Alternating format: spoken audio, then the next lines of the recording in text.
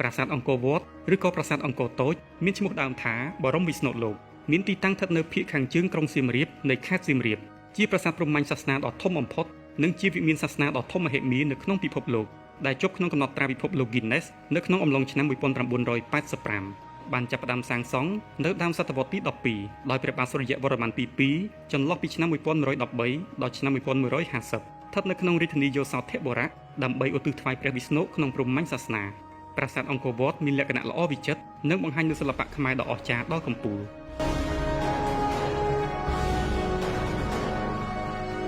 បើតាមលោកសុកសេដេសប្រាសាទអង្គរវត្តគឺតំណាងឲ្យពិភពលោកប្រាង្គកណ្ដាលតំណាងឲ្យភ្នំព្រះសុមេរុដែលស្ថិតនៅចំកណ្ដាលពិភពលោកប្រាង្គទាំង4តំណាងឲ្យកំពូលភ្នំព្រះសុមេរុដែលជាជាយផែនដីរីឯគូទឹកព័ទ្ធជុំវិញប្រាសាទគឺជាសមុទ្រដែលព័ទ្ធជុំវិញ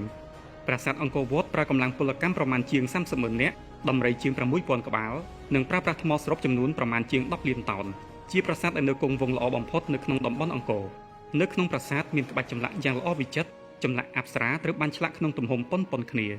យោងតាមវីដេអូឯកសារស្រាវជ្រាវស្ដីពីការកសាងប្រាសាទអង្គរវត្តដោយបុរាណវិទូជនជាតិបារាំងបានបង្ហាញថាស្ថាបត្យករនៅក្នុងសម័យនោះបានយកដីខ្សាច់ដើម្បីចាក់គ្រឹះកសាងប្រាសាទអង្គរវត្តព្រោះបុព្វបុរសខ្មែរយើងជឿថាដីខ្សាច់អាចធ្វើឲ្យតួប្រាសាទឈររឹងមាំបានរាប់ពាន់ឆ្នាំ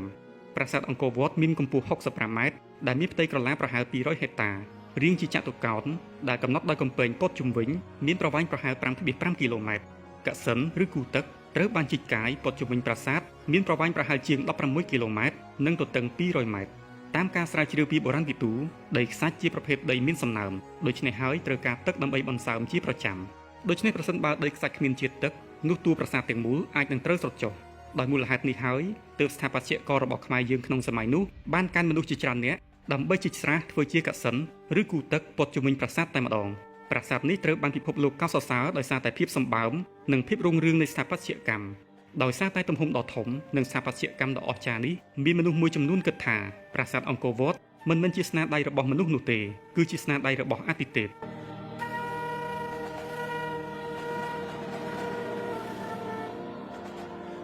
អង្គរវត្តមានលក្ខណៈពិសេសស្ទើរតែមិនគួរឲ្យជឿប្រាសាទនេះជានិមិត្តរូបនៃការបង្រួបបង្រួមឧបទ្វីបទាំងអស់បញ្ចូលគ្នារៀងរាល់ថ្ងៃទី21ទី22ខែមីនានិងថ្ងៃទី22 23ខែកញ្ញាគឺព្រះអាទិត្យរះនឹងលិចចំកណ្ដាលកំពូលប្រាសាទអង្គរវត្តដែលចែករយៈពេលយប់និងថ្ងៃស្មើគ្នាគ្រប់អនៃប៉មរបស់ប្រាសាទគឺកើតចេញពីរង្វង់មូលដែលតំណាងឲ្យហ្វុងតារាត្រាកូដែលមានអាយុកាល2លានឆ្នាំហើយមានចម្ងាយពីផែនដី16 ត្រីលានគីឡូម៉ែត្រដោយស្មើនឹងរង្វង់កាំរស្មីព្រះអាទិត្យ2ឆ្នាំពន្លឺប្រាសាទអង្គរវត្តមានរាងឆ្លុះអ័ក្ស3ជាន់ជាប់គ្នាបើធៀបនឹងផ្ទៃទឹកបារាយអ័ក្សទាំង3ប្រៀបដូចជារាងផ្កាយរណបដែលសង្យកធម្មពលព្រះអាទិត្យគ្រប់ប៉មនៃអង្គរវត្តជាចំណុចដែលបង្កើតរាងជាសត្វអណ្ដើកដែលទាក់ទងនឹងរឿងកូរសមុទ្រទឹកដោះឬក៏កូរសមុទ្រចក្រវាឡអង្គរវត្តស្ថិតនឹងខ្សែអ័ក្សទី7នៃរយៈទទឹងរបស់ផែនដីដែលខ្សែនោះជាន់គ្នាជាមួយនឹងប្រាសាទពីរ៉ាមីតរបស់អេស៊ីបប្រាង្គឈិកឆេនអ៊ីសារបស់មេស៊ីកូនិងចុងក្រោយជាមួយរូបសំណាកមនុស្សបុរេប្រវត្តិរបស់ឈីលីអង្គរវត្តមានលក្ខណៈពិសេសមួយគឺប្រែពណ៌ពីសំរិទ្ធទៅជាពណ៌ប្រាក់និងពីប្រាក់មកជាពណ៌មាសទៅតាមពេលវេលាមួយទៀងទាត់ព្រឹកថ្ងៃនិងរសៀល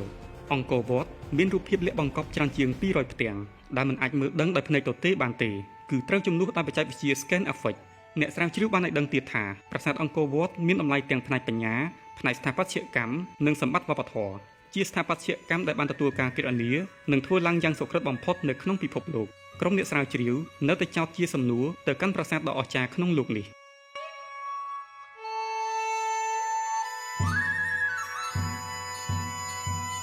នៅឆ្នាំ1177ប្រហែលជា27ឆ្នាំបន្ទាប់ពីការសោយទីវង្គតរបស់ព្រះបាទសូរ្យវរ្ម័នទី2អង្គរត្រូវបានលួចប្លន់បំផ្លិចបំផ្លាញដោយពួកចាមក្រោយមកចក្រភពនេះត្រូវបានស្ដារដោយព្រះមហាក្សត្រថ្មីគឺព្រះបាទជ័យវរ្ម័នទី7ដែលបានស្ថាបនារាជធានីថ្មីនិងបានកសាងប្រាសាទជាច្រើនទៀតនៅក្នុងតំបន់អង្គរជាពិសេសការសាងសង់ប្រាសាទបាយ័នឬក៏អង្គរធំនៅចុងសតវត្សទី13អង្គរវត្តបានផ្លាស់ប្ដូរបន្តិចម្ដងប្រែពីការប្រើជាប្រយោជន៍ព្រហ្មញ្ញសាសនាទៅជាប្រយោជន៍ពុទ្ធសាសនាថេរវាទ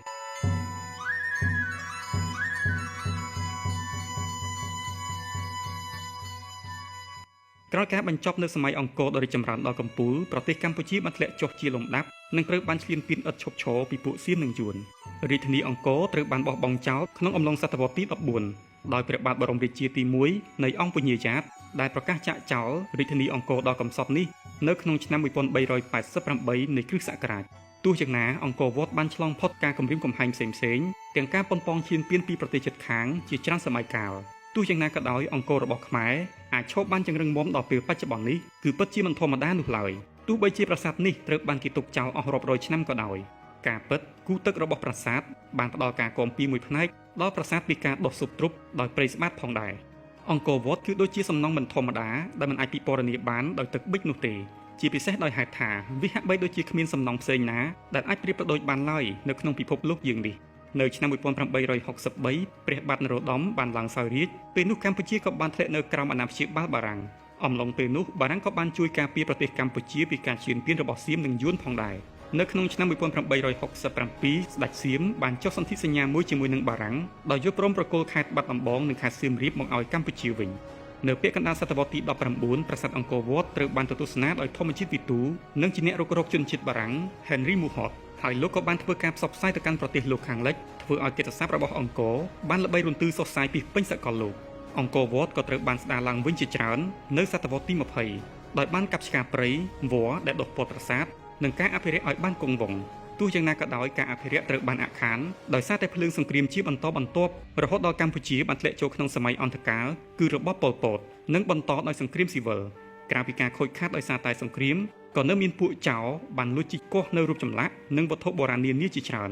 ទោះយ៉ាងណាក៏ដោយប្រាសាទអង្គរវត្តគឺជានិមិត្តរូបរបស់កម្ពុជារហូតដល់កម្ពុជាយករូបប្រាសាទនេះដាក់លើទង់ជាតិប្រទេសរបស់ខ្លួនថែមទៀតផងហើយត្រូវបានបញ្ចូលទៅក្នុងបញ្ជីបេតិកភណ្ឌពិភពលោករបស់អង្គការ UNESCO នៅថ្ងៃទី14ខែធ្នូឆ្នាំ1992